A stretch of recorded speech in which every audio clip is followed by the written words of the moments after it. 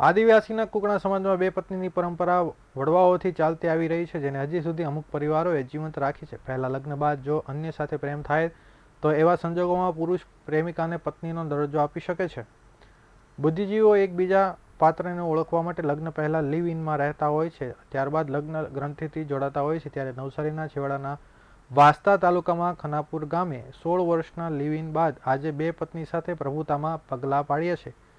પરિવારમાં પિતાની પણ અને બે પત્ની અને દાદાની પણ બે પત્ની જેવા સામાજિક પરંપરા તો ખરી જ, સાથે પ્રેમ પણ પરિવારમાં ચાલતો હોય છે. જેમના લગ્ન થઈ ગયા છે તે મેઘરાજભાઈની પહેલા પત્ની સામાજિક રીતે લાવ્યા, જ્યારે બીજી પત્નીને પ્રેમ કરીને લાવ્યા.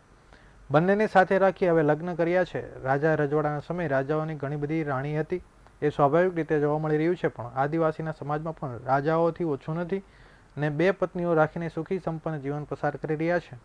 દેશમુખ પરિવારમાં પહેલા સામાજિક ગોઠવણીના આધારે લગ્ન અને ત્યારબાદ પરિવાર મા પિતાને પણ પ્રેમ થયો હતો અને હાલ પુત્ર પણ પ્રેમ કરીને બીજી પત્ની લાવ્યો છે અને તેને સાથે રાખશે. હવે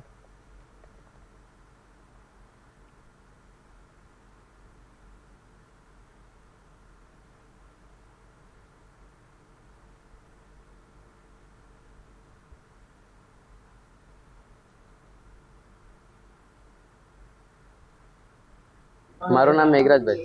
પરિસ્થિતિ નબળી હતી અને 2010 ના અંદર કાજલબેન જોડે મારી આપણા હિન્દુ ધર્મના હિસાબે સગાઈ થઈને અમે 3 વર્ષ સુધી રહ્યા અને 3 વર્ષ બાદ રેખાબેન જોડે મારા રિલેશન થયા, પ્રેમ સંબંધ મતલબ થયો અને તે પછી પ્રેમ સંબંધના તરીકે હું એમને બીજી પત્ની તરીકે એને ઘરે જ લઈ આવ્યો અને મેં એમને મોટીને કીધું કે બંનેને કોઈ આફત નહીં પડશે ને તમે સાથે રહો, બરાબર, તો તમને કોઈ ઇસ્યુ નથી કે.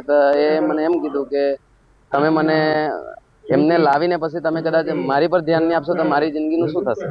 તમે કીધું મારી પ્રોમિસ છે કે એવું કોઈ દિવસે નહીં થાય. હવે એ સંબંધના હિસાબે અમે આજે 13 કે 16 વર્ષ થવા આવ્યા અમે સાથે રહેતા ને એકબીજાને વિશ્વાસ છે કે હું કોઈના વચ્ચે મતભેદ નથી કરતો. તો એ લોકોને વિશ્વાસ થઈ ગયો કે હવે અમારામાં એવું કંઈ છે નહીં ને એના વચ્ચે અમારા 3 સંતાન બી છે. હવે 3 સંતાન બી એક મોટીના 2 છે અને નાનલીનો 1 છે. હવે બંને સંતાન બી બંને મમ્મીના વચ્ચે કોઈ દિવસે એવું નથી કરતા કે આ મારી મમ્મીને આ મારી. બંનેના સૌ સમાન રીતે બંને મમ્મીને એક જ દરજ્જો મળે છે. એટલે એ લોકો બી ખુશ છે અને હું બી ખુશ છું કે બંને ધર્મપત્નીને હું ખુશ રાખું છું.